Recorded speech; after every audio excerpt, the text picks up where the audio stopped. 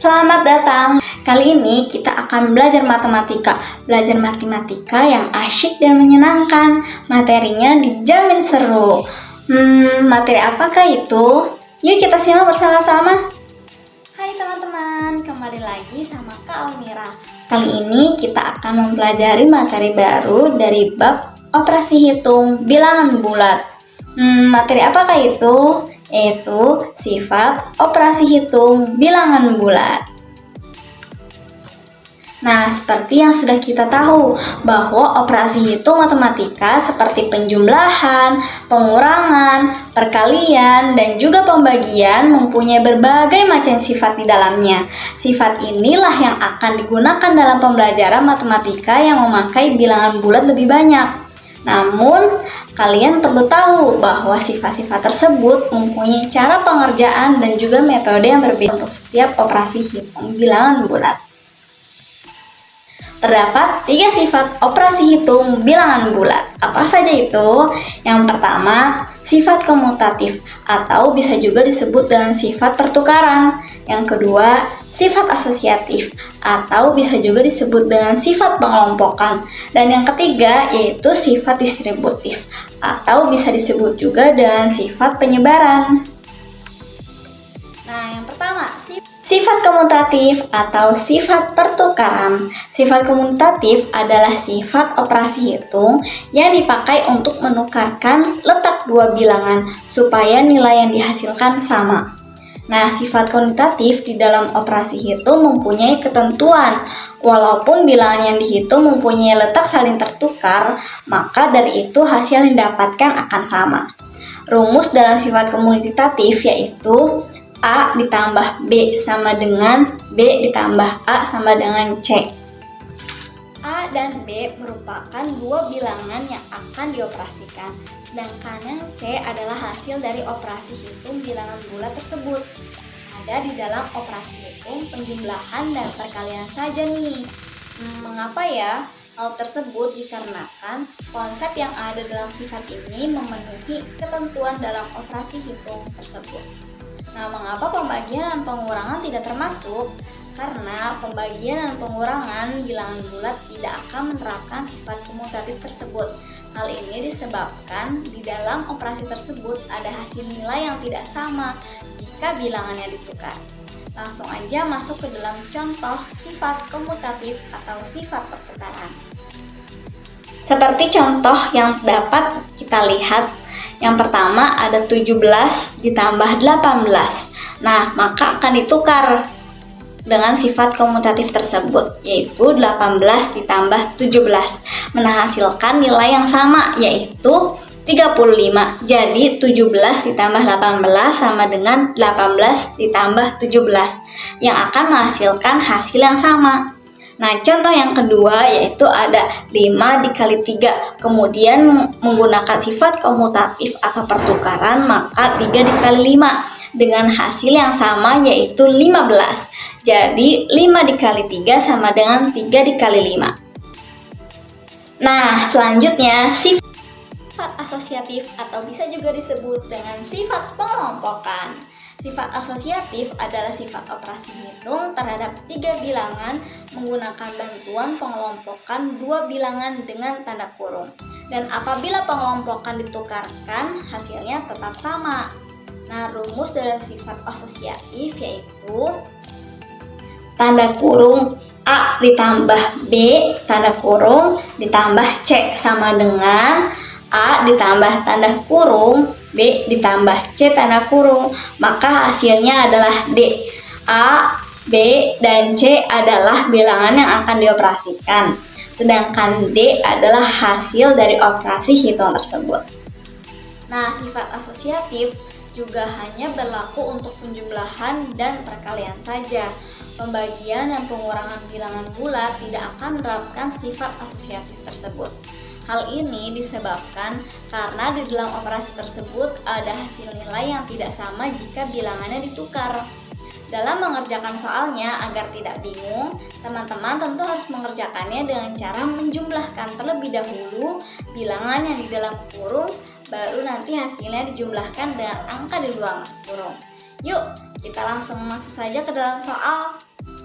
Nah, seperti yang kita lihat terdapat contohnya nih. Di sini tanda kurung 13 ditambah 18, tanda kurung ditambah 17.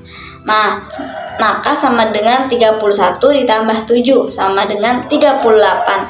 Nah, apabila memakai sifat asosiatif ini, tanda kurung 13 ditambah 18, tanda kurung ditambah 17 sama dengan 13 ditambah tanda kurung 18 ditambah 17 tanda kurung.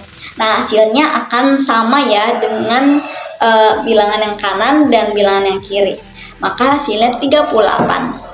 Nah, di sini juga ada contoh menggunakan perkalian. Tanda kurung 15 dikali 2, tanda kurung dikali 5. Menggunakan sifat asosiatifnya bagaimana sih? Maka menggunakan asosiatifnya, tanda kurung 15 dikali 2 dikali 5 sama dengan 15 dikali tanda kurung 2 dikali 5. Nah, hasilnya, maka dalam pengerjaan perkalian ini, agar tidak bingung, teman-teman harus mengerjakannya dengan cara mengalihkan terlebih dahulu nih bilangan yang ada dalam tanda kurung, kemudian dikerjakan atau dikalikan dengan hasil yang di luar kurung. Maka 15 dikali 2 sama dengan 30 yang ada di dalam kurung, kemudian akan dikalikan dengan hasil yang di luar kurung, yaitu 5. 30 dikali 5 sama dengan 150. Nah, bilangan yang ada di sebelah kanan dan sebelah kiri itu akan sama hasilnya. Tanda kurung 15 dikali 2 tanda kurung dikali 5 akan sama hasilnya dengan 15 dikali tanda kurung 2 dikali 5.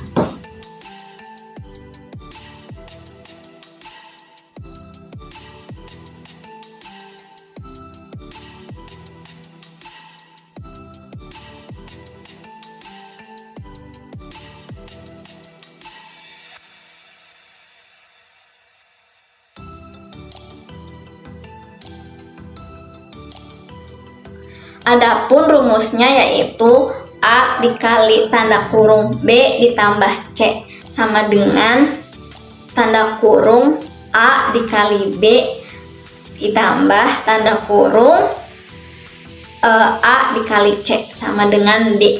A, B, dan C merupakan hasil yang akan dioperasikan dan D hasil dari operasi hitungnya. Nah, yuk langsung masuk aja ke dalam contoh sifat distributif atau penyebaran. Di sini sudah terdapat contohnya ya, yaitu 15 dikali tanda kurung 2 ditambah 3. Maka hasilnya sama dengan 15 dikali 5 sama dengan 75. Lalu sifat tersebut akan kita lakukan nih, sifat distributif dengan menyebarkan 15 dikali 2 ditambah 3, yaitu 15 dikali 2 tanda kurung ditambah tanda kurung 15 dikali 3, yaitu maka hasilnya 15 dikali 2 sama dengan 30 dan 15 dikali 3 sama dengan 45. 30 ditambah 45, 75. Nah, menghasilkan hasil yang sama ya. Jadi 15 dikali 2 tanda kurung 2 ditambah 3 sama dengan 15 tanda kurung 15 dikali 2 tambah 5 tanda kurung 15 dikali 3.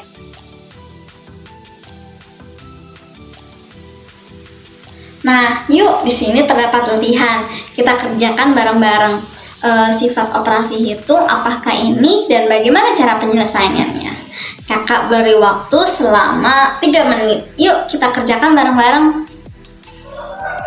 Nah, ada yang sudah selesai mengerjakan. Bagaimana jawabannya nih? Tanda kurung 35 dikali 20 tanda kurung ditambah 21 dikali 20 merupakan sifat apa ya? Yaps, ini adalah sifat distributif. Cara penyelesaiannya yaitu, nah, tanda kurung 35 dikali 20 ditambah tanda kurung 21 dikali 20 sama dengan 35 dikali 20 ditambah 21 dikali 20. 35 dikali 20 berapa sih? Sama dengan 700. Kemudian 21 dikali 20 sama dengan 420. Jadi 700 ditambah 420 sama dengan 1120. Nah, sifat distributif ini dari 20 dikali 35 ditambah 21. Nah, kita melakukan pengerjaan dengan tanda kurung terlebih dahulu ya. 35 ditambah 21 itu 56, sehingga 20 dikali 56 sama dengan 1120, menghasilkan hasil yang sama. Jadi tanda kurung 35 dikali 20 tanda kurung ditambah tanda kurung 21 dikali 20 tanda kurung sama dengan 20 dikali tanda kurung 35 ditambah 21.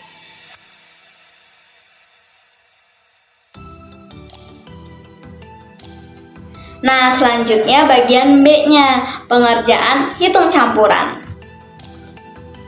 Contoh di sini ada contoh dalam penjumlahan dan pengurangan nih. Nah, 25.928 ditambah 31.763 dikurang 15.665. Berapakah hasilnya? Nah, kita kerjakan dulu penjumlahan ya.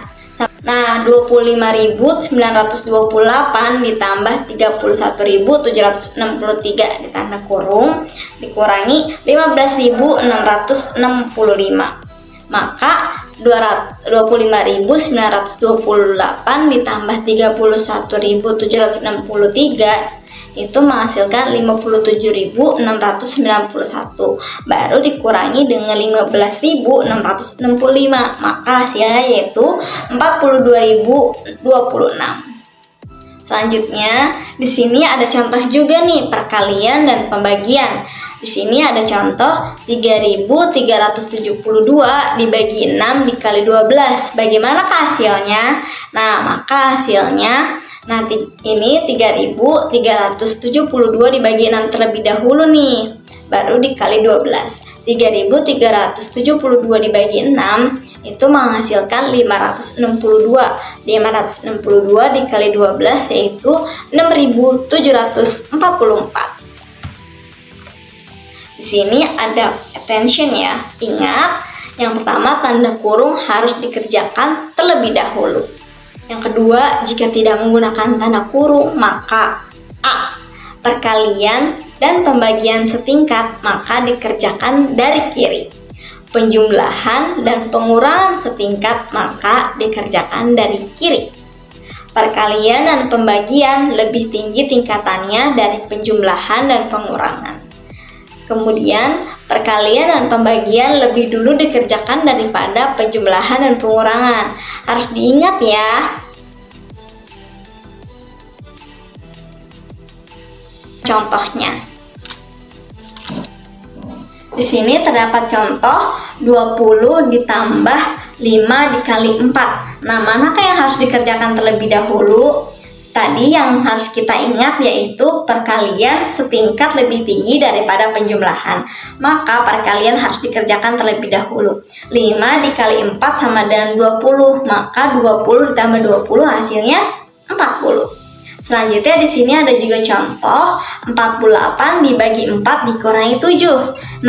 Nah, pembagian di sini lebih tinggi daripada pengurangan kan? Maka pembagian terlebih dahulu yang harus dikerjakan. 48 dibagi 4 sama dengan 12. Sehingga 12 dikurangi 7 hasilnya 5.